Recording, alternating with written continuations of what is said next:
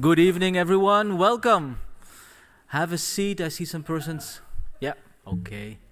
Welcome, everyone. Welcome to this talk called Psychology in the Law, When the Rubber Meets the Road. So, had it been a long road to have Itiel here, actually, because of the pandemic. I guess you all know that it was impossible to have these on-campus presentations. But luckily, Dr. Itiel Dror will give a talk today about his research on psychology and law, and I will say a little bit more about this.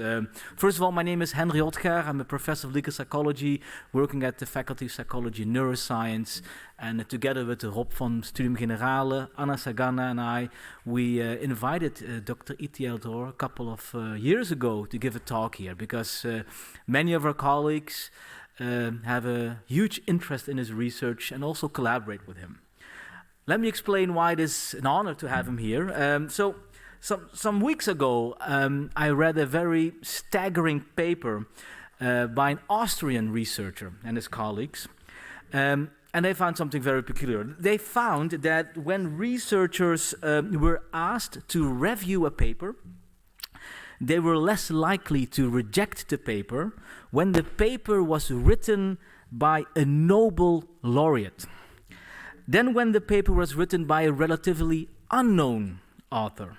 So specifically, and have to look at the numbers, only 23% of the researchers rejected the paper when the Nobel laureate was on the author list, compared to 65% when an unknown author wrote the paper. So presumably, the context of knowing who wrote the paper affected researchers' decisions on whether or not to reject the paper. So this is called also a status bias. The more status you have, the more likely your paper will get accepted. And I think we can all agree that for academic work, this bias is problematic.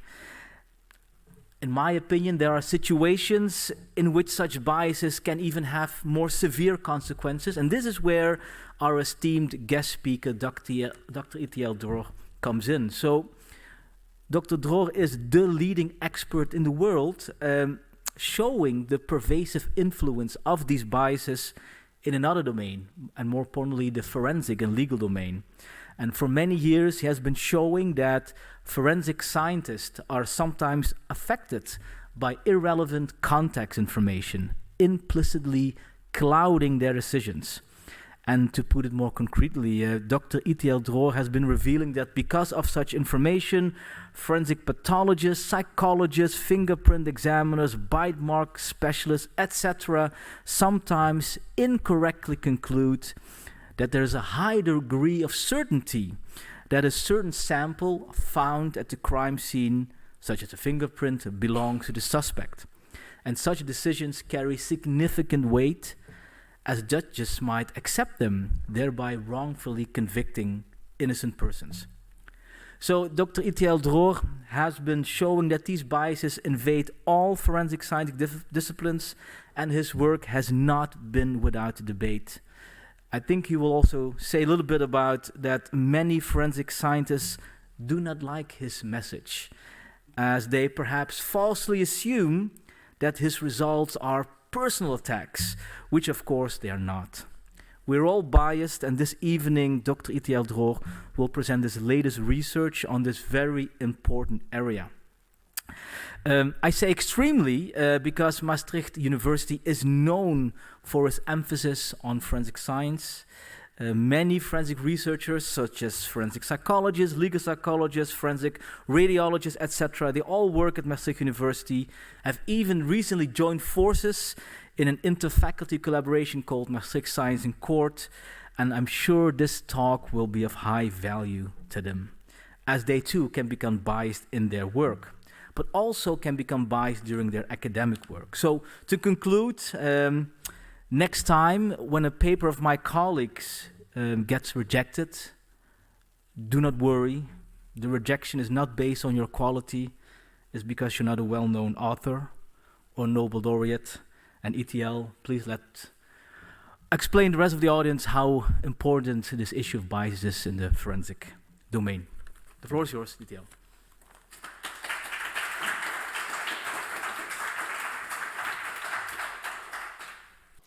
Thank you, Henry. You summarized my work so well. I've got nothing to add. Thank you, and good evening, and goodbye. So I'm very happy to be here, and today is part B. I was supposed to be here 2 years ago, and we did it online. I'm going to show today that things are more complicated, and we'll go and get it more and more complicated until we'll have enough of it. I'm going to cover a lot of papers and materials, so I put it all on the web if you want the actual details, and if you want copies of the slides or anything, you're welcome to drop me an email to do that. So today I'm just going to very briefly talk what we already know, what we talked about in part A, and why I'm saying it's more complicated. And I think we'll take step 1, maybe step 2, but steps 3 and 4 will be, if you invite me again, we can show how we get more complicated. And of course, trying to think what we can do about it. But of course, before we do that, I just want to say how happy I am to physically be in Maastricht. It's been a long time, and I want to thank Henry and Rob for inviting me and all the emails and canceling and COVID. So thank you very much, and I'm really happy and pleased to be here today. So what do we know already? We know that people go around their life thinking they see the world the way it is and navigate and make decisions, and this is not correct. Actually, we have a lot of things that prevent us from seeing the world the way it is, including experts, but they're very confident, right? Nevertheless, they don't see things the way they are. They're very confident. And they don't know about it because it's implicit bias, what we call the bias blind spot. And we have many papers, and they say, no, we are not biased. They don't see their own bias. And if you go to police or forensic examiners to tell them they're biased, then they're not very happy about it. I wouldn't say they don't like my research. They don't like me personally. It's very emotional and can get quite nasty about that. Now, the big question, of course, is why. And to do that, we need to, and I talked about it in part A a bit, look and start to understand the cognitive mechanisms and how the brain works. In a nutshell, the human mind is not a camera. It's an active machine. If we look at the cognitive processing of how the brain processes information, we have the data, the information that comes from the outside world. We hear, we see, we smell, we touch. We call that bottom-up information. But we also have things in our head already. They're called top-down information. Our expectations, our experience, our training, our personality, our hope, what's in the brain already. We don't take things at face value. And the bottom-up and the top-down interact with one another. So, for example, in vision, the bottom-up information comes from the retina and arrives to the brain. But we also have the top-down information, where in the top-down information, existing knowledge is used to guide information processing. Generally speaking, this is a good thing. This is the core of human intelligence. This is the core of expertise. That's why all the hype on artificial intelligence are computer engineers, not people who understand the brain, because computers are not intelligent and they will not be anytime soon, because human intelligence means computers can process information faster than us, but we are wise. We don't take information at face value. We were not born yesterday, and the brain automatically changes the information coming in and how we see and what we see and how we interpret it based on what's in here already. And that is a good thing. That is the core of human intelligence and expertise. However, it can also cause mistakes and error because we decide on what's in front of us, not only based on what's in front of us, but what's in here already in terms of our past experience and knowledge and expectation. As I like to say, this is why smart people do stupid things. And the important part about it is that we're talking about dedicated, competent experts that make mistakes. I'm not talking yet about experts or people who are intentionally biased. That's not interesting or important so much. Why? Practically the number of people, police officers and forensic examiners who are racist and sexist and anti-Semitic, it's a few. It's a minority. It's easy to find them and easy to deal with them. I'm talking about implicit bias that affects everyone. It's harder to find and harder to fix on a practical level. And on an academic level, it's not interesting when people are racist and sexist. It's interesting why smart people, hardworking, dedicated experts make mistakes nevertheless. The implicit bias. And if we're talking about implicit bias, we can start thinking about the sources of implicit bias. And I organize them in a pyramid. I don't have time to go into it today. But on the very top, it's sources about the case, something about this specific case, this casework, this example that you are dealing, something about this data is causing the bias. Other reasons have got nothing to do with this case. It's about the person, their organizational culture, their history, their motivation, their ideology. And the bottom, it's nothing to do with this data, nothing to do with this person. It's human nature. It affects all of us. But as I said, things are going to get a bit more complicated. Let us take, for example, today I'm going to focus on base rate expectation. But again, it applies to any one of the different levels. Past experience. So base rate expectation is based on your experience. You bring it to the table. Experience is very important. This is a cornerstone of expertise. But your experience may or may not apply to the specific case, and you may have bad experiences or wrong experiences. For example, attractiveness. You have attractive people, less attractive people, and we find a bias when people are attractive or not. So the same criminal case, same data, an attractive person is more likely to be found innocent than someone who is less attractive. And if both of them are found guilty because the evidence is overwhelming, the attractive person will go to jail less years than someone who is not attractive. And this has been replicated again and again in dozens of articles. And this is terrible. Not, this is, of course, implicit. The person on the right, not only, God has not blessed him with good looking and it's going to be hard for him to get a date, but he's not going to get a job and he's not going to be able to rent and he's going to be found guilty on the same evidence, and the person on the right may be honest, warm human being, right? This is really something that, we should really bother us, this kind of bias that we have. And the question is why? And the why is past experiences, right? What I'm talking about, because when you watch TV, go tonight and watch TV, most of the heroes look attractive and most of the bad people are not attractive. And you watch TV and you watch movies since you're babies, and it's associations. The good people, the honest people are attractive. The bad people are less attractive. And it causes Hebbian connection in the brain. Now, today it's better because at least the bad people are not all black. When I grew up, it was always black or Hispanic people. The white were good. Women were helpless. Now women in the movies, they're strong, they kick butt, they're powerful.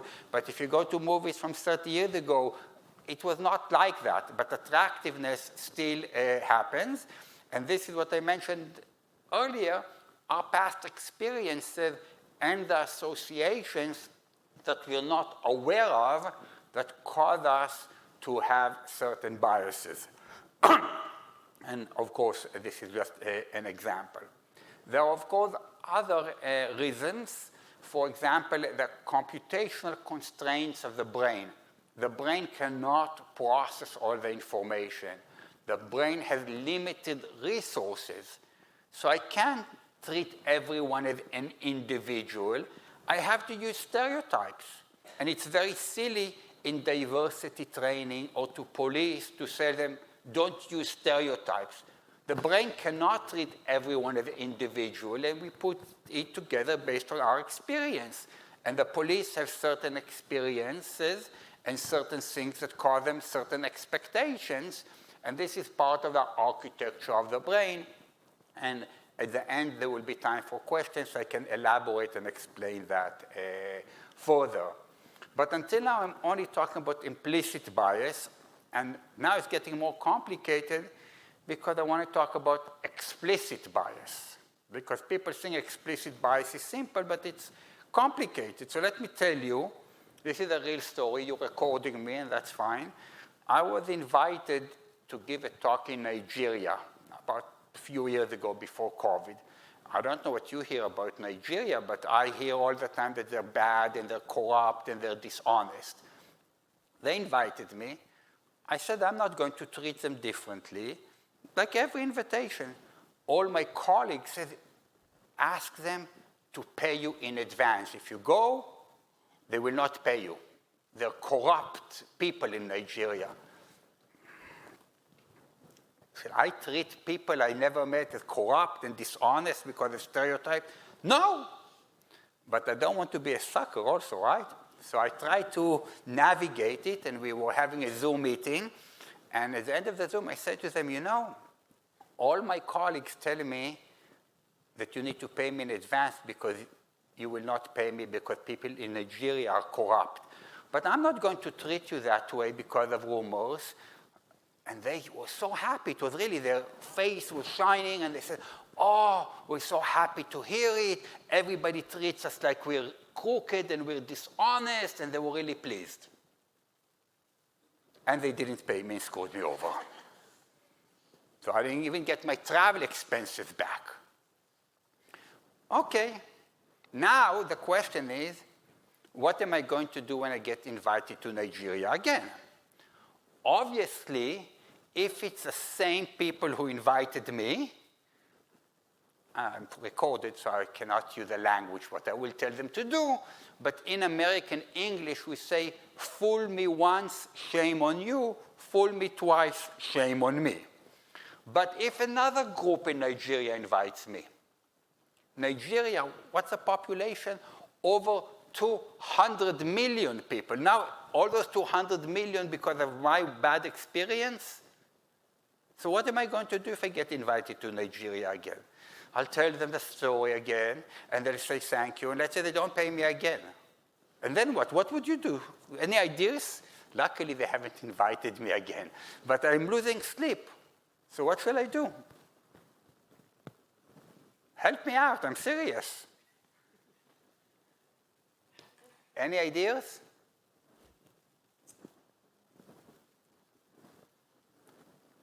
I'm happy to hear because this is a damn difficult question for me. It's not so easy. And what, maybe the entire continent of Africa, maybe all black people, right? You know this actor in Hollywood, what's his name? A few years ago, said in an interview that his girlfriend was raped by a black guy, so he went out and beat up black men. And what an idiot, right? Am I going to be that idiot now because anybody, 200 million people are on my blacklist from Nigeria?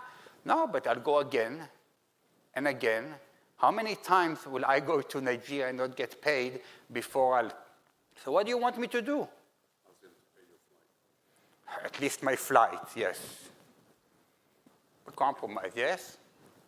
You could try to protect yourself by making this a policy for every single one of your talks. This is called, I have to tell you, I think it's very common this is done, but this is called collective punishment. I shouldn't say that, but you know, in the classroom at school, one kid behaves, they punish the entire classroom, right? In Israel, in the West Bank, from one village, somebody does something bad, they punish the entire village. They blow up the houses. This is unfair. Now I can be, that's quite a good idea. Rob, I want it here. I'm not talking anymore before you pay me. Okay, that is also a problem. It's an interesting problem that you say that, because I'll tell you in 1 second before I hear you. In my university, it's a big university, tens of thousands of students, thousands of staff and faculty. One staff member didn't go to a conference like 20 years ago and asked for money when they didn't go to the conference. And then they have a policy that every staff, every faculty member, every time they have to go to a conference, they have to give receipts and affidavits. What kind of society is that we're going to the lowest common denominator in our behavior? So when you go down in the street, a woman 20 years ago was raped in Maastricht at 8 in the evening. You don't go after 8 or this is quite drastic. What you're saying is treat everyone. One more response. I train police officers in California. All over there, the problem that they're more disposed to shoot black men than white men. And I start with telling them, what's wrong with you? All you have to do is shoot a few white people, Just shoot a few innocent white men. You won't be accused of bias. It's just disproportionate. Just go shoot a few. That solves the problem, right? It is a solution, but it's a problematic one. There was another idea? I was going to say, treat it like statistics. So depending on how strong your initial position is, then you can stick to it. Just think that it was a random case. And then as it happens again, you use it like differential, like you knowledge to change. I'm very good at bullshit, yes. Everybody heard the question, so maybe. The answer was to use statistics and probability and likelihood ratio to hide behind numbers. It's the same, I hear you, you may not mean it, the same kind of answer of being racist or sexist, just justified with numbers, and that is very convenient, and often we do that. But maybe there is statistics, I can find statistics, but that's also very problematic. I'll show you data today from forensic pathologists who say, this kid is dead, and if he came from this neighborhood, I'd say it's an accident. But he came from this neighborhood, and in this neighborhood, more kids are murdered, not 100%. So I'm going to determine based on statistics and say that it is a homicide. Now, your ideas are not bad ideas. I'm just trying to show you there's more ideas. A, to show you that it's complicated, and B, when I'm going to behave badly, I'll cite the students and faculty from Maastricht when I behave that. You have another idea? Can you just be open with them and tell them what happened in your past experience and expecting that it would be twice before? That's what I did the first time, but I'll try it another time, yes. I tried it the first time, and the second time I'll tell them, look what happened. They were really happy, and they screwed me over anyhow. And hopefully, they will not do that. But if they do that again, and they'll say, oh, that's terrible, and I tried.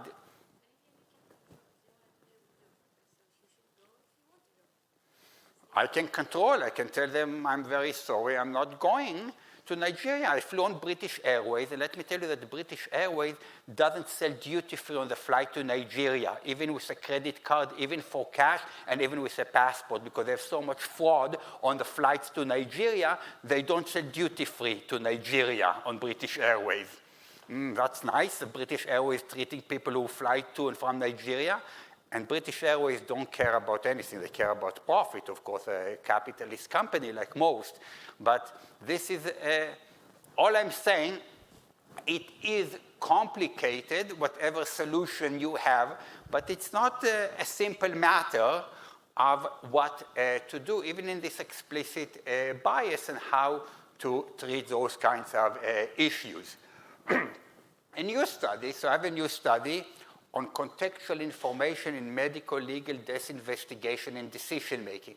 It came out just a month ago, came out, and what we did, they have a dead person, they get the autopsy information, And sometimes they get a contextual information that it's a suicide, and sometimes they get contextual information that it's homicide. And what do they decide? Suicide or contextual information? And these numbers, I couldn't invent them. They're so nice. You know, there's a huge, huge effect of the contextual information deciding if it's suicide or if it is homicide, and not the autopsy findings. So this is a number of problems with this. Problem number one is, in real cases, we don't have transparency, because they don't get either contextual homicide and half contextual suicide. They get one context, what the police tell them. So we don't have a control group where they get the opposite context. And they say this is a homicide, or this is an accident, or this is natural, or suicide. And the bigger problem is that the forensic pathologists do not acknowledge it. So they make the decision based on non-medical information, but it comes and is represented in the court as a medical decision. And they're not lying, because that influences how they interpret the medical information. So actually, it's a non-medical decision based on context, but they interpret the autopsy finding according to the context, and then say it's based on the medical information because I'm a medical doctor. A year ago, I had another paper, the first paper on cognitive bias in forensic decision-making. Again, they do not like it. This is the first paper. They filed 2 complaints to my university, tried to fire me. There's been a total of 8 complaints, nasty, personal complaints, real nasty. And in this research, we found, first of all, that relative to white children, when we look at death certificates, I was able to obtain, I think it was 100,000 death certificates in the United States, and we compared white children to black children, and found that if it's black children, they're more likely to have homicide on the death certificate, and white children are more likely to have accident. Now, you may say to yourself, well, maybe black children do get murdered more than white kids. It may be correct, but then you get to the past experience, because maybe this is the way it was 5, 10 years ago, and the forensic pathologists got used to black children is homicide, white kids is accident, and now they get a new case, and they expect it. So it's a self-fulfilling prophecy, even if it was true. Now it's not true anymore, but that's our experience. The same thing, I go to police officers in America, and I say, why do you stop black men for drugs and guns more than white young teenagers? They say, because more black teenagers carry guns and have illegal drugs. I say, how do you know it? They have statistics. They pull the numbers out. Look at the number of black people who are convicted of guns and drugs compared to white people. So did it ever occur to you that they're more in jail? Because you stop them more. You stop them more, they get convicted more, you stop them even more. Perfect, right? It works very well. So there's a danger in that too. Now, we did also an experiment, because in death certificates, it's real children up to the age of 5 who died. Each one is a different circumstances, even though we have a big database. We did an experiment where the same autopsy findings, same medical information, but manipulated what I consider non-medical, irrelevant information.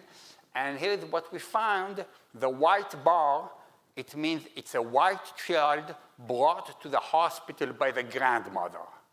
And the black bar is a black child brought to the hospital by the mother's boyfriend. With the same medical findings, you see the difference between accident and homicide. And that started a huge debate, because they didn't want to talk about black and white kids.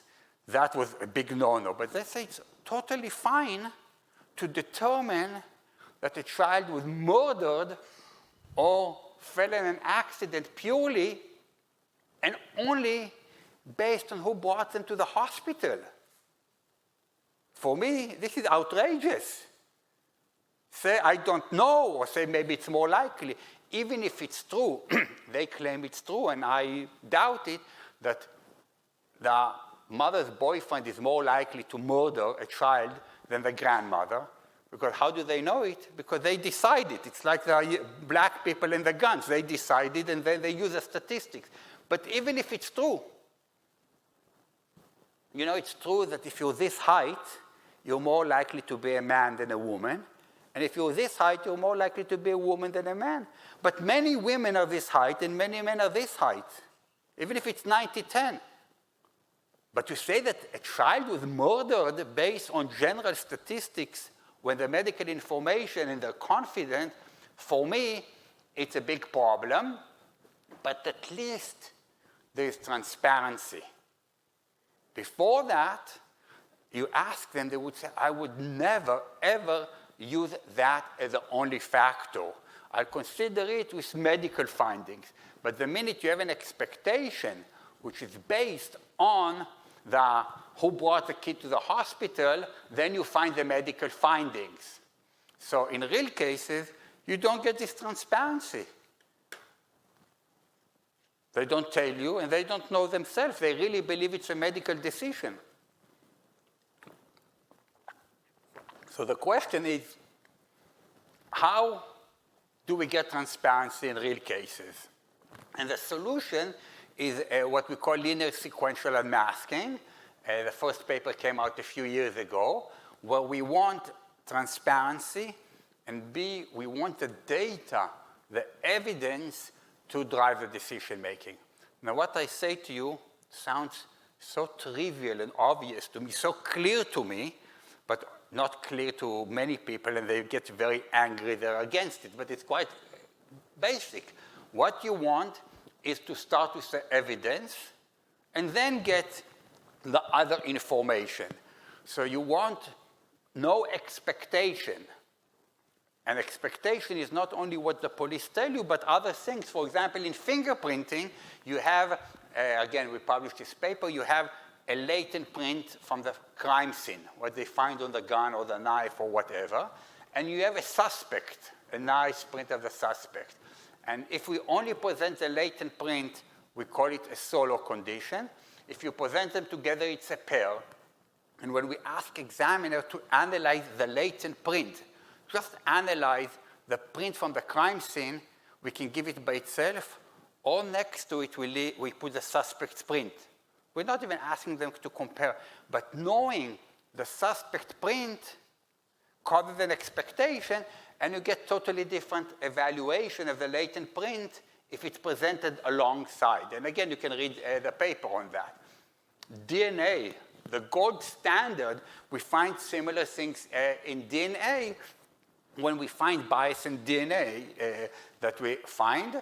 And this guy was in jail for 17 years because of that. What happens when they develop mixture DNA from the crime scene, they develop a DNA profile.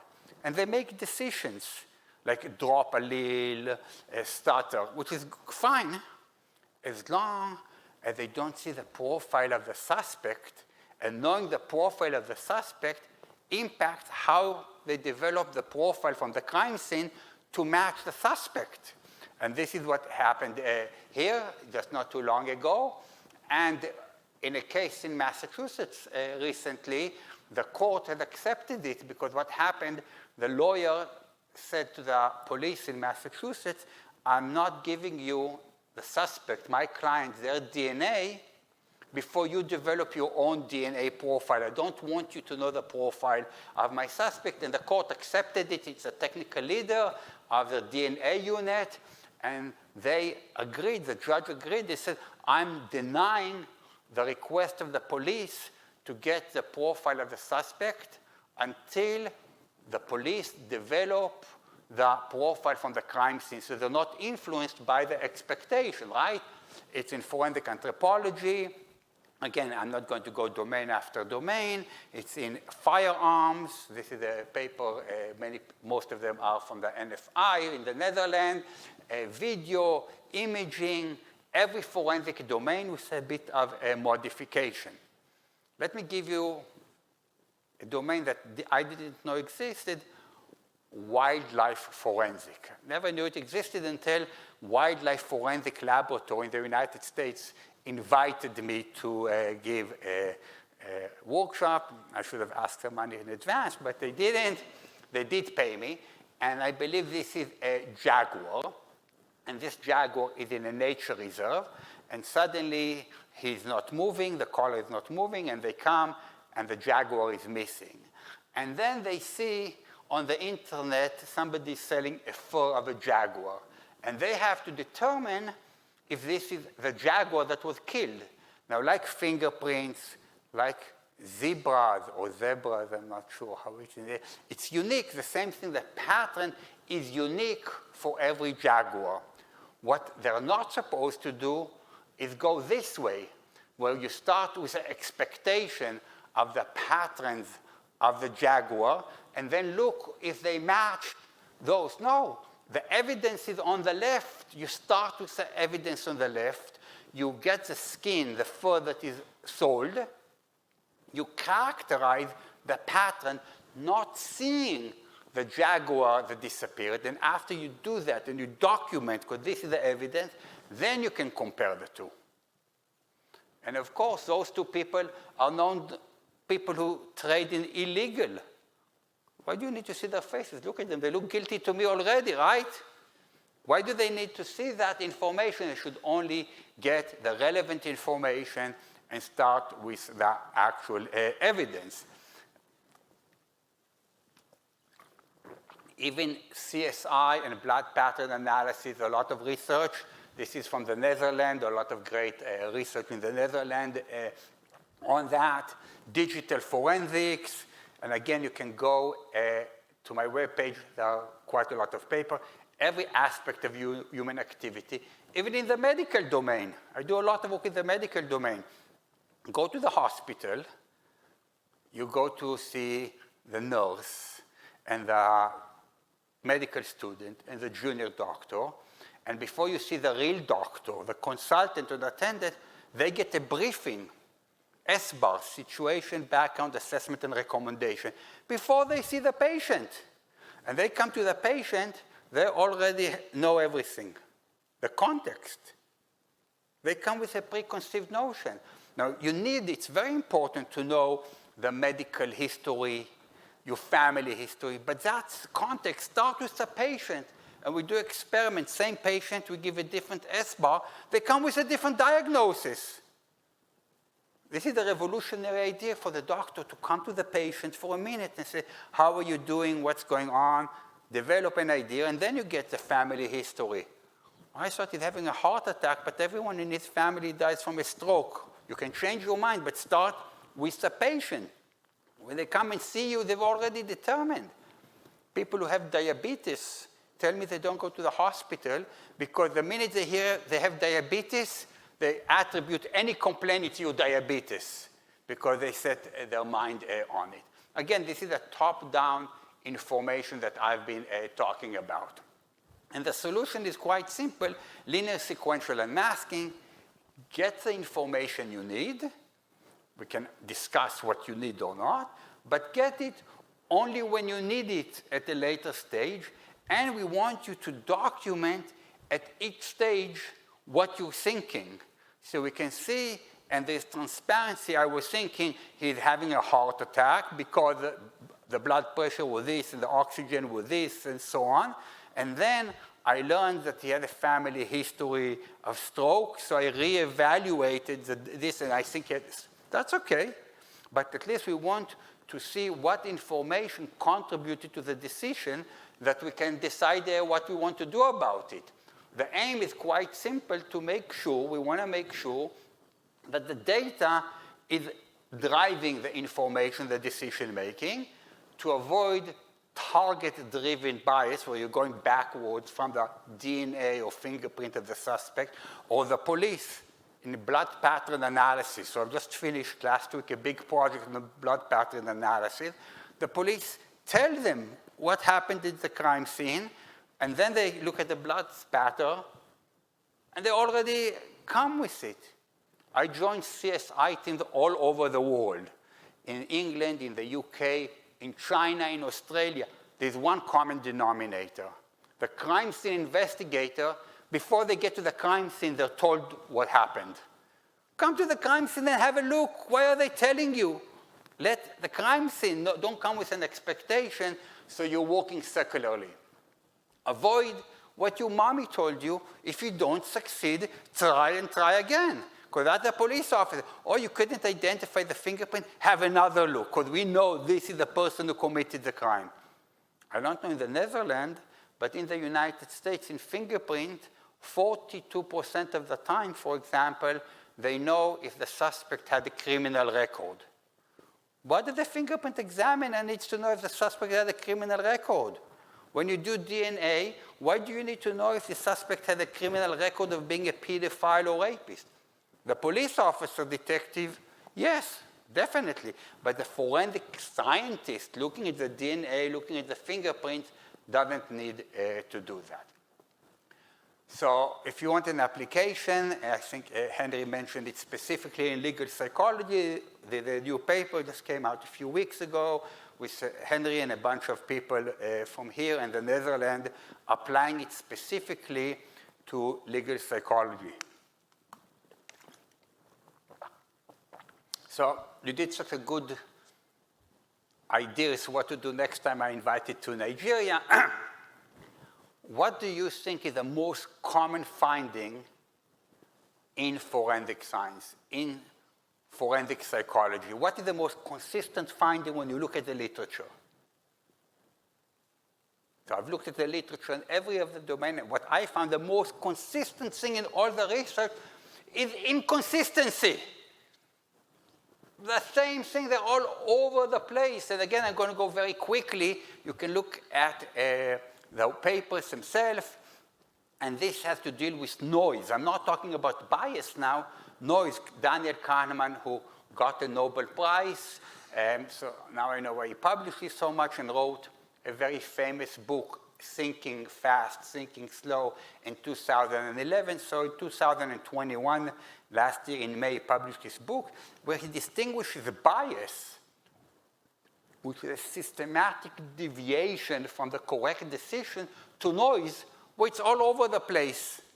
That different people, different experts make a different decision on the same data, or even the same expert looking at the same data makes different decisions. Not my data. The FBI data shows fingerprinting. If you take a fingerprint and you give it to an expert and they decide, take it away, wait a week or two, they forget, give them the same fingerprint, 10% of the time they'll reach a different decision. The same expert, a different expert, is going to be even bigger, bias bigger. One time we said the suspect had a criminal record, one time not. 10% of the time, they will reach a different decision. Noise. And I will show you it's true whether you do categorical decisions, where you say match, not match, competent to stand trial, not competent, or you have a verbal scale, probably, probably not, more probably, possibly, or statistics. That they use statistics, right? In DNA and other domains, they have good statistical models. And of course, this issue of noise is in the difficult decisions. When the decisions are very easy, you're going to get consistency. But when it's easy decisions, you really don't need expert. When things obviously are one way or the other. But when you need expertise, you're going to get them much more. And how do we reduce that? Because I do want to bring solutions to you today. But let us see a few examples. We see it in forensic psychology. So I have a paper with Dan Mary where we looked at it and find noise, inconsistency, lack of repeatability, reproducibility, whatever term you want to use, all over the place. For example, in the United States, in the state of Hawaii, they give 3 experts the same case to decide on legal sanity assessment. So it's a natural experiment. You don't have to do it. They have 3 independent experts, and we find that they reach different conclusions 45% of the time they reach different conclusions. So either have one expert or just flip a coin. Why are you paying the expert and wasting public money? Or you give it to multiple experts and they don't agree 45% of the time. We see it in DNA. I showed it initially in 2011 on subjectivity. This has been replicated by the National Institute of Standards of Technology. They published a paper in 2018, variation observed among laboratory results, saying the same DNA to different labs, totally different results. And there's more applications. It's a European study. Likelihood ratio, LR values obtained show a wide range of variation. Digital forensics, results show low reliability between digital forensic examiners in observations, interpretations, and conclusions. Firearms, the results from this study showed that there are differences in examiner conclusions when examining the same evidence. Blood pattern analysis, the results show limited reproducibility of conclusions. This is not by academics, it's by forensic examiners. They phrase it, believe me, in the nicest way possible. So I can go domain after domain and to show this is the most consistent finding that is in forensic psychology and forensic science. Take the same evidence and just go shopping for an expert that will give you the result, because every expert says something else, basically. So the question remains, how can we reduce the noise? And this is without bias. If you add bias, then it really reduces the problem for the wrong reasons. Why? Because what you can do, I can get consistency by flipping a coin. All the examiners, let's meet. Let's flip the coin. Heads, the DNA match. Tails, it doesn't match. We all agree? You flip the coin, you have 100% agreement. But that's not what we're talking about. But similarly, what they do, if I find it disturbing, give them irrelevant context, because the evidence is not enough in your domain to reach a conclusion, so contaminate it.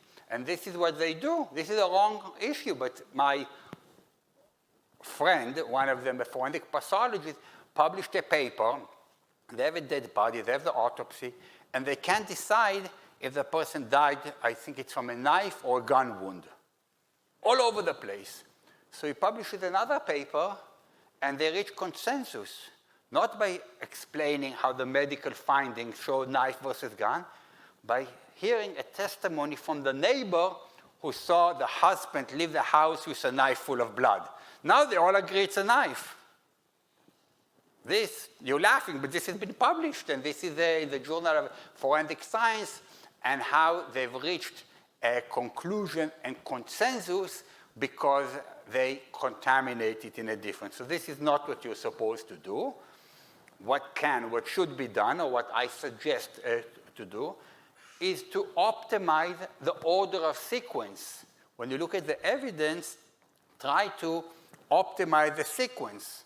And what I'm going to do in the very short time I have left over, because I want time for people to ask questions and disagree with me and discuss it.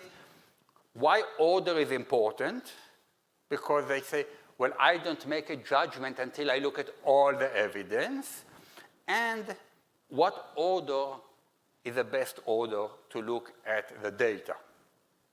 I want to emphasize it's not about depriving experts from information they need, because that's what they're afraid that they're not going to. You're going to get it, but you have to look at it in a certain sequence. You can't look at 5 things at the same time. What order do you look at it is what needs to be considered and examined. So why is order important? Well, there's a lot of research, first of all, on human memory. We have also the recency effect, but the primacy effect shows you remember information from the beginning quite well. But much more important is the first piece of information has far-reaching implications what the brain does with a subsequent piece of information. So you develop hypotheses, you develop ideas, you try to have an open mind. First impressions last forever, right? The first piece of information, and you may try to control it, but it activates neurons in the brain, and they start firing to generate ideas, right? And that impacts what you look at, how you look at it next. You get a confirmation bias where you weigh subsequent evidence low or high, you accept it or not, depending on what you're expecting. Escalation commitment, decision momentum, belief perseverance, cognitive dissonance. We can go a long list of well-established phenomena that show that. And as an illustration, just a gimmick if you want. So most people see the letter A. Most people see the letter B. Most people see the number 14. Most people see the number 13. But actually, the middle is exactly the same, but they will see it differently depending if they started from the left or decided from the right. And this is just a perceptual context. We do it also in motivation and other ways which have a very strong impact on you. And this research has been established in many, many domains. Again, I'll just give you a taste. In food tasting, when you taste different wines or different jams, and between them you eat ginger or whatever to clean the palates, and you have to decide what was the best jam or the best wine, number one factor is the sequence in which you get them. The same with jury decision-making. There's a lot of experiments and research on that. And even before COVID, this is a paper before COVID about anti-vaccine conspiracy theory. If you're coming with a vaccine, don't wait for the people to have a conspiracy. I'm not voicing my opinion on COVID vaccination, whether they're great or not. If you want people to take it, don't come out with a vaccine. Wait for somebody, and somebody will say something is wrong with it, whether it's true or not, and then try to counter it. Give the medication before the disease. You should come out immediately with anti-conspiracy ideas before the conspiracies come out. Because if people hear the conspiracies and then they hear the data against it, they are more likely to believe the conspiracy. You give them the anti-conspiracy data and then the conspiracy, and they believe that, don't believe the conspiracy. This was published in 2017, before all the COVID stuff. And there's more and more endless papers showing the same information in a different order makes a big difference. And you can see a lot of details on that. Now, I don't know if I convinced you or not that order is important. Some things are my opinion. This is a matter of fact, of research. How do you optimize the sequence? So, first of all, you want them all to see it in the same order, because a lot of the differences in the results, they looked at information differently. Even a fingerprint, you scan it from left to right or from right to left. We take, I was telling Henry, we take a skeleton and they have to decide if it's a man or a woman, and we make our own skeleton. Some of it is a woman, and some of it is a man. We pretend it's one skeleton, but we fabricate, take a female and a male, and we put it together. If they start with the female parts, they say it's a female. If they start with the male parts, they say it's a male. So we want to make sure they all get it in the same sequence. But we don't want it to be random. Even though random, at least there's consistency, but is there any logic in the order that you need to see the evidence? I'm not talking about contextual, irrelevant information that you should never know. A fingerprint examiner, she should never know if the suspect has a criminal record or not, for example. But relevant information, we don't want to do it random. And the linear sequential unmasking expanded suggests criteria very quickly: objectivity, relevance, and biasability. Objectivity, some evidence is more objective than other. So when you do sanity pleas, when you look at competence to stand trial, whatever you're doing, some of the information is factual. The same in the medical domain. The blood pressure, the temperature is objective. the patient looks pale and disoriented. Well, that's a bit subjective. It's important, but it's subjective. So you want to start with some more objective. So if you have an eyewitness and you have a video recording, look at the video recording and then read the eyewitness testimony to start with some more objective. You have multiple eyewitnesses. Some of them had a bit to drink and they were drunk, and some were sober. Read all of them, but sober witnesses are going to be more than objective. Obviously, start with some more objective. Relevance, well, again, some evidence is very relevant, and some of it is less relevant. So start with some more relevant information, right?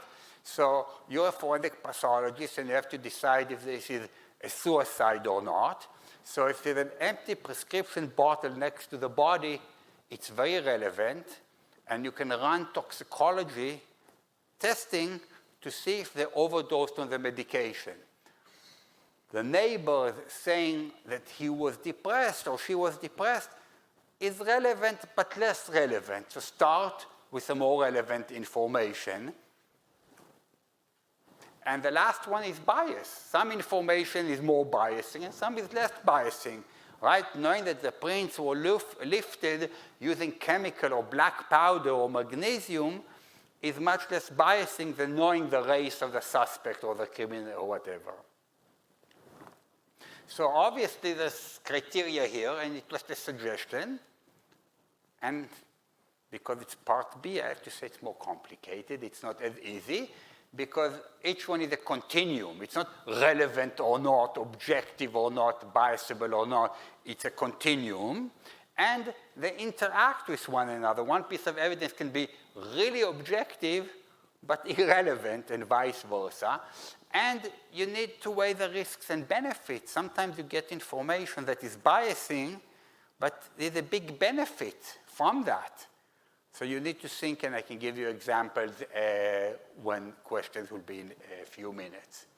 So this is basically ideas how to optimize information. And all we want is the forensic community to consider, to think of what's relevant and the relevant information in what sequence they should think about and consider the information. It's not about not giving them information they need. So you can read the paper, and to finish up, I want to go back to where we were. So where were we? We had this case where they decided whether it's homicide or suicide. They have the medical autopsy. They have other contextual information. Start with the medical information. Start with the autopsy. Document what you've received. Document what you think. And the next step, get other information. And if you want to change your mind, but at least there is transparency in what is going on. The same thing with the other study. At least we will know that you decided based on who brought the kid to the hospital. So in court, the pathologist is going to have to say, she's going to have to say, I think this child was murdered. And I base it not on medical information. I only base it who brought them to the hospital. They're going to look stupid to say that. You know, they're saying that they can look as stupid as they want. I don't mind if they flip a coin, but at least if they say it in court and not hide it under the pretense that it's a medical-based decision. So this is what we're calling, this is what we're fighting about. And the same thing maybe with Nigeria. I should do linear sequential unmasking, where I know that I am biased against Nigeria.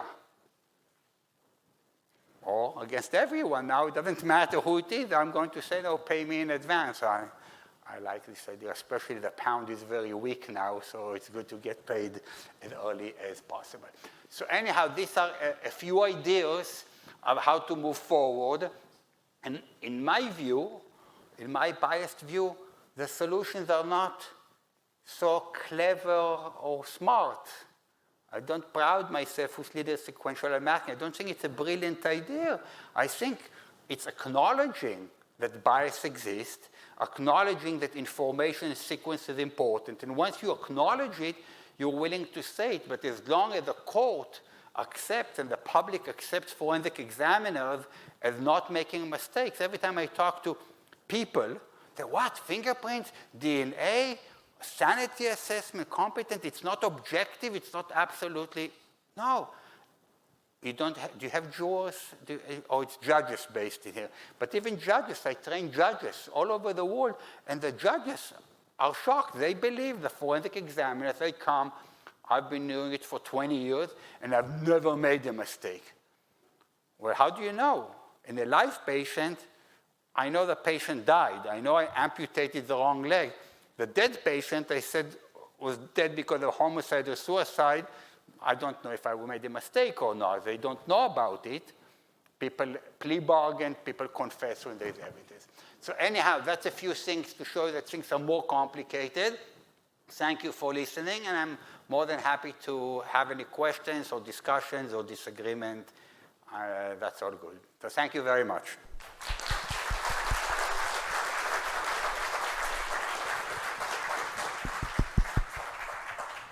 Thank you so much for this brilliant talk. Are there any questions for Itiel? Or disagreements. I'm more than happy for people Even to disagree. Yep, go. Always. Thank you. My name is Fitra. I'm from Master of Forensic Psychology. So Dr. Dror, I was wondering, so are you by any chance realize or aware of your own bias when writing a paper about bias? And if you notice your own bias, what did you do to minimize your bias to reduce the bias, the paper about bias? Is it confusing?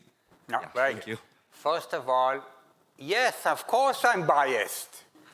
And what I do when I have data to analyze, I take a master's student, and I say, can you analyze the data? Here is group A, here is group B, I don't say anything. I go with Henry to the restaurant and the bar and have a good time, and you analyze the data. So I'm not biased, I don't do the work, I don't collect the data because there's a lot of influences and biases in collecting data. We find even in memory experiments, you come into the lab and you have to memorize a list, undergraduates. My PhD students do it. When the test and the tester, it's a man and a woman or a woman and a man, their memory is much better. I guess I'm more motivated, I don't know why, but they outperform. But absolutely I'm biased, and that's why the analysis has to be done by somebody else who is not involved. Because statistics, you can always, this is a big problem in forensic science, testing strategy. What happens if you don't get the results you want, like your mother told you, try and try again, interrogate the data, do more and more analysis, and that's how mistakes happen when you don't get what you expect, right? So my PhD student, she comes to me and says, in this condition, I'm really surprised on the data. I want to analyze it again and check. I said, you cannot check it. What do you mean you check it? But I may have made a mistake. Check all the data. If you look historically, they show that women are not smart as men, and black people are not as smart as white. And you look, they didn't forge the data. All they did, when they got the data that a woman was smart or a black person, they checked the data. Now, there's random error in data. When the data fits what you want, you keep the mistakes. You only fix them when they're wrong. So you check, and if there is a smart woman, you keep it. But, it's a mistake. So it's not. So if you check, you have to recheck everything. And that's very counterintuitive. What I just want to check, I didn't encode the data wrong. You probably coded some data wrong. And Bob Rosenthal looked at scientific errors, hundreds of scientific errors. Almost all of them are in favor of the hypothesis. So as a researcher, you have to be very, very careful to do that and to acknowledge and to take steps. So definitely, I'm biased. I take steps. And I'm still biased. I only minimize my bias. It will not go away. Other questions? Paul? I guess we'll stand up. Thank you for this very interesting talk. My name is Paul Isas. I'm a PhD student of Henry's at KU Leuven. I had a question which is very similar, which is when I was listening to your talk. I didn't answer it very well, so you have to ask it again. Go ahead. No. That's my point. No. When I was listening to your talk and your solution, it made me really think of these new approaches that we have in open science, where we're trying to do registered reports. You write up what you want to do, you already decide what your analysis is, and then you transparently discuss what and how you're going to do that. And if you do more exploratory analysis, that is fine, but you openly discuss this. I'm going to ask one question, and that is a bit more to stab a bit, is that when I looked at your research, I couldn't find any registered reports. And I was wondering, why not? You are against entering these biases, but then you don't do it in this way, and especially because we have expert reviewers looking at it. Secondly, and that comes with my second one, is that from the paper from last year, where you indeed have a lot of comments about the grandmother of the white baby and the boyfriend of the mother of the black baby. I was wondering, first of all, could that have been avoided by doing such a registered report wherein your bias maybe was not entered in that way? And secondly, and this is why I was just curious, why not run a second or third experiment where you took those control conditions, where you just had it equal with each other and see if that made a difference? Okay, great questions. The emperor is nude, I have no clothes on, you caught me. First of all, about the registered reports, I was going to say before you talked about me, yes, it's a big replication crisis in research. The registered report, I think, is generally a good move, even though it's a bit of a bureaucratic exercise and a pain which is needed. I don't do it because I'm old school and it's hard to teach an old dog new tricks, but A, it should be done. And B, in terms of the number of participants, when I do experts, I do as many as I can. So I limit it by time. I can't say with undergraduate students, it's very hard to get experts. But generally speaking, whether we decide in advance, we just don't go through all the bureaucracy of putting the registered reports, and we decide in advance what we're going to do, but definitely we should. That's why I'm retiring soon and letting you do it properly and do it better. But good point, I totally accept it. As per point 2, the number of experts we get is very difficult.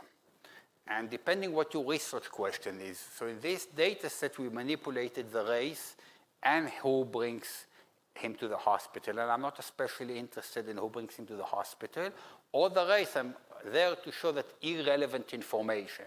So let's say this company, I want to investigate if they have bad hiring practices. So I sent applicants with the same CV, but sometimes I send fat women. And I show that consistently they don't hire fat women. Now, I'm not sure, are they biased against fat people or they're biased against women? Now, I don't care. I'm showing a bias by irrelevant information. So in this study that I showed, it's all I wanted to show because it's the first study ever to look at bias. And there will be follow-up studies, whether it's a race, who brought them to the hospital, the neighborhood. Also, I'm really interested to look at the data whether black forensic pathologists have the same biases. But there aren't any black forensic pathologists, only 1 or 2 or 3, so that is a problem.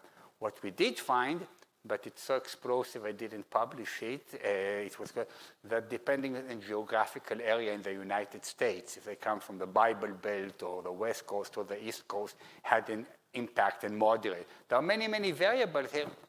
It's the first step. And there should be more research, and this is the way the research goes. But yes, there's also another reason for that, but I will leave that for later. Go ahead. Please, please. One more then, Paul. One follow-up, and that is, what would your response be if someone said, I went through all, like a police officer would tell you, I went through all these things, but I didn't want to do the bureaucratic thing, so I didn't write it down and didn't do it according to the, let's say, golden standard. Would your response be like, okay, we'll accept it for this? No, I'd fire him. And also, you have to remember that I'm an academic. I don't send people to jail or not and stuff like that. But yeah, definitely, no. Other questions? In front, yep. Hi, Professor. Good evening. My name is Manuela. I'm a master's student from Globalization and Law program here at Master University.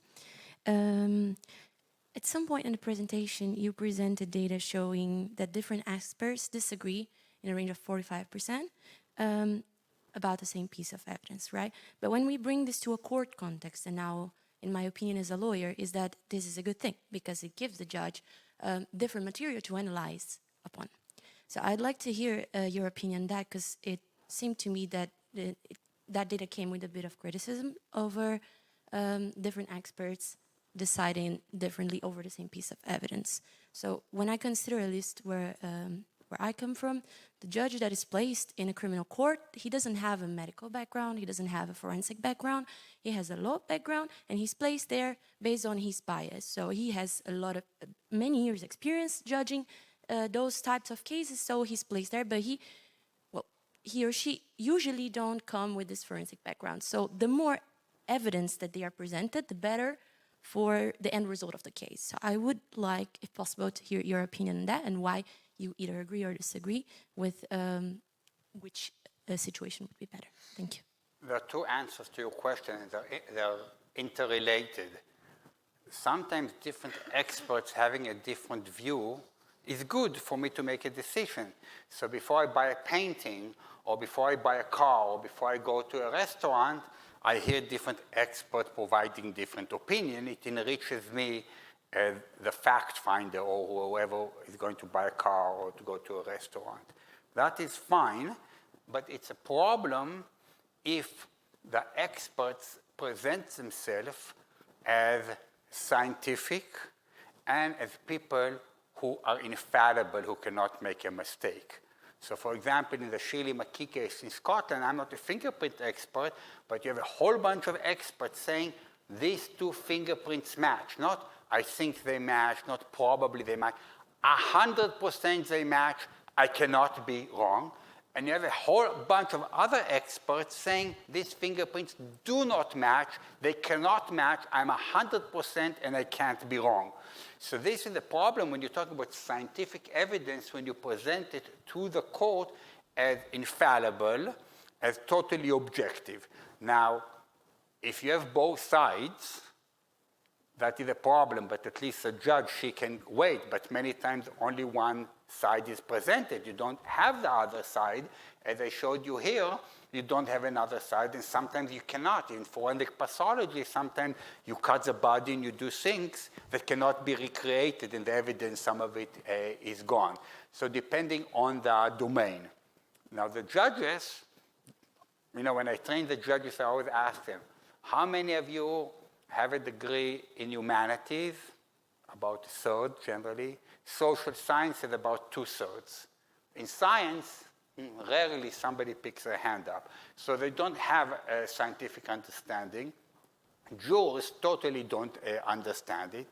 And judges have their own biases. We just published a paper on biases in judges. So judges are biased, which is bad, but at least they don't pretend to do science. They don't come like the fingerprint and DNA and firearm and say, I'm a scientist, I'm objective, I'm not biased, and I don't make mistakes, because that is misleading the court. The same thing when the pathologist says, based on the medical evidence, I cannot decide, but based on the contextual information, the suicide letter, I decide it's suicide. But they're not an expert in handwriting. When I kill my wife, I forge a suicide letter, and the forensic pathologist is a medical doctor. So you just need to make sure that the evidence is presented accurately and not inaccurately and misrepresenting and unintentionally misleading the court by presenting it as a medical or the scientific objective fact when it's fact it's not. And I want judges, I don't know judges in the Netherlands, but in England, the judges are very active. In the United States, they're very quiet. And I would love the judges ask every expert who comes, she comes and says something and say, will there be other experts in this domain who are good, competent, and have a legitimate opinion and will say the exact opposite than you? And if a forensic examiner says yes, well, their testimony, why do I need it? With different experts says different things. I don't have a PhD in mathematics or a medical degree. That's very confusing to the judges. And that is a big question. The only thing I'm trying to say is to have transparency and to take forensic science that is blindly accepted as infallible and correct and put it within the right scope, that there's inconsistency, there is noise, and there is bias. And if they acknowledge it, they can take steps to minimize it, like I can take steps to minimize my biases and to start registering it in advance and do a better job. Yes, absolutely.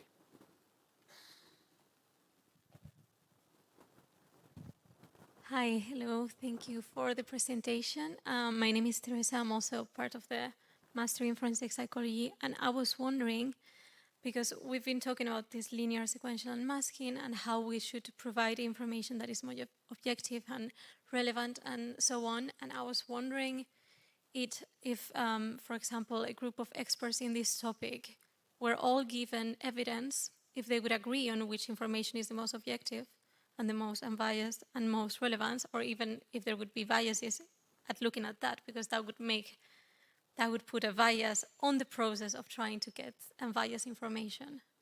Thank you. Many of them don't agree. And what does that say? So in the United States, they have OSAC, so they have like 27 groups of experts in fingerprints, in firearm, in every domain. And I went to each one of the groups and asked them to think what is relevant to their information.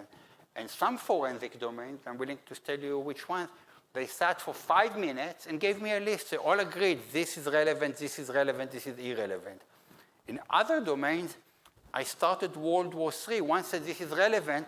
The other person said, no, I never use it. This is irrelevant. I make my decision on this. They couldn't agree not how to interpret it, but what they even use to underpin their decision. And that is a big problem. I think that forensic science has been used for over 100 years. It got into the court not through science, right? It got in the back door, and I can tell you how forensic evidence got into court. And once it's in court, it's precedent and it's used, and has never been examined scientifically. It has never been validated. Now, in the last 10 years, there's a big move to validate it. It's motivated by reports and Dolbert hearings. But most of it is like asking the tobacco industry to do research if it's bad for smoking. Most of it is done by forensic examiners, and they really do bad experiments and analyze them in a very bad way. And this is another one of my fights with them. For example, if an examiner says, I cannot decide inconclusive, they say it's not a mistake. So I can have no errors if you give me a test and I say, I don't know, and I don't give an answer, I have 0 mistakes. So this is inconclusive, and there's a lot of discussions on that. So, I think it's a big problem, and this is the best we have, because forensic science is much better than eyewitnesses who are honest. The criminals don't always leave good evidence, and we have problems with confessions, when people confess for crimes they haven't committed. So how are we going to put people in jail? It's a big problem. The only thing we need to be realistic about it, and we can use likelihood ratios, or we can use whatever system, but we just need to be honest what the evidence says. But the court doesn't want to hear it. They don't want statistics. The judge, she has to decide guilty or innocent. So you say, this is highly probable, consistent with, leave me alone. Did they do it or didn't do it? That's what the judge needs to decide. And the scientists play the game and overstate or understate. And just last comment, when we look at people who were wrongfully convicted, people who were sent to jail, were innocent or were exonerated based on DNA, there's a paper by Garrett and Neufeld, they looked at it, And I expected people were convicted because lawyers were not doing their job, the prosecution was hiding evidence. 60% of the cases of wrongful conviction had forensic science as part of the conviction, flawed or exaggerated forensic science to convict innocent people. So that's a big problem, and we're trying to improve, and some domains are improving, and some domains are very resistant. The police do not like to change. They're very dedicated, very motivated, and have a strong ideology, and that is a problem. But you are the future, so maybe things will change. Ollie? Hi, I'm not a legal psychologist, just a simple social psychologist. But what you just said, that was what I was wondering all the time. Isn't that a core of the problem, that there has to be made a categorical decision, so that also the judge wants to hear from the forensic expert, is it yes or no? And the examples you just gave in your talk, that suggested that many things are highly ambiguous. It could be stabbing, it could be a short one, and people don't disagree. So the honest answer maybe of the expert would be, I don't know. But you don't invite that kind of expert because, yeah, if he says, I don't know, what's the use of the expert then? So the system is that you have to make a categorical decision, and you can't be for 60% guilty. You're guilty or not, and so. So science and the evidence is a continuum. It's not categorical. It's not the scientist's job to make a categorical decision. It's a judge's job, and the judges throw it on the scientist. And the scientists should tell the judges, that's your problem. I cannot tell you guilty or not. I'm telling you it's 65.2%. What you do is your problem.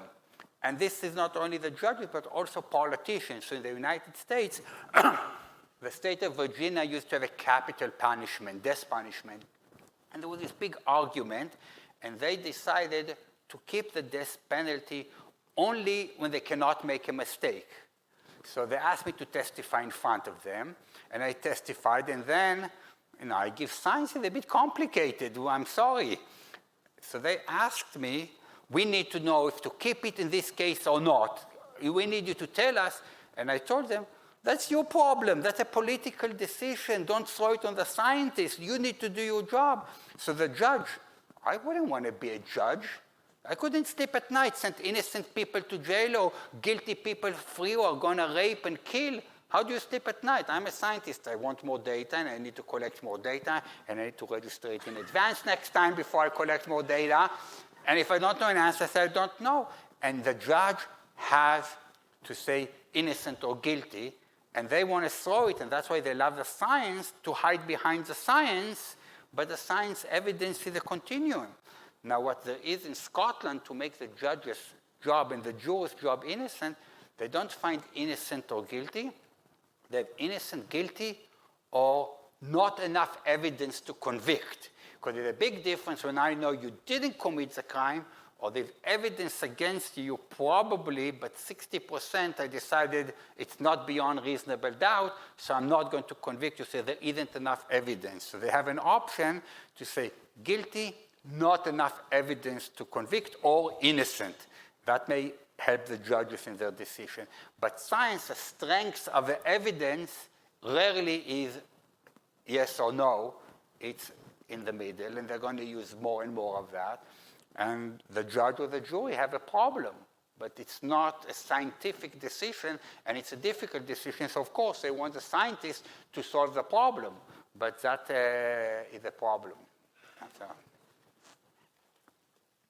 Last question here. There. Also, question. Sorry. You still want to ask a question? Yeah. If they don't let you ask, I see you're very sad. You can email me or catch me later. Hi, my name is Nisali, and I'm just adding on to the previous question. So as you mentioned earlier, we know that from years of research that these cognitive biases exist. But the issue that I see as a forensic psychology student is that we don't know how to communicate this information to the judges or the the other legal professionals. I mean, it's all very interesting to listen and to do all this research, but what would be the practical implication of this? I get this question a lot when I work with forensic examiners, and I say, first, let's get our act together. Then let's think how to communicate. The problem that the forensic examiners go and have training how to be persuasive. They go to acting courses and say, look in the eyes, speak with confidence. I say, sometimes don't speak with confidence because there's no confidence in the evidence. I rarely go to court. But for example, when I go, and sometimes they ask me a question, I know the answer already, but don't feel strongly about it. You know what I do? I go, yes. I communicated that I'm not as confident, but they always want to maximize, and they're part of the team, part of the police, right? They help solve crime, and they get the picture in the paper, and they get promotion and a letter. So they exaggerate the evidence, and they need to understand the strengths of the evidence and then how to convey it. But that's very difficult. We did experiments where a forensic examiner presents the same evidence. One time, they're shaved, they have a suit and a tie.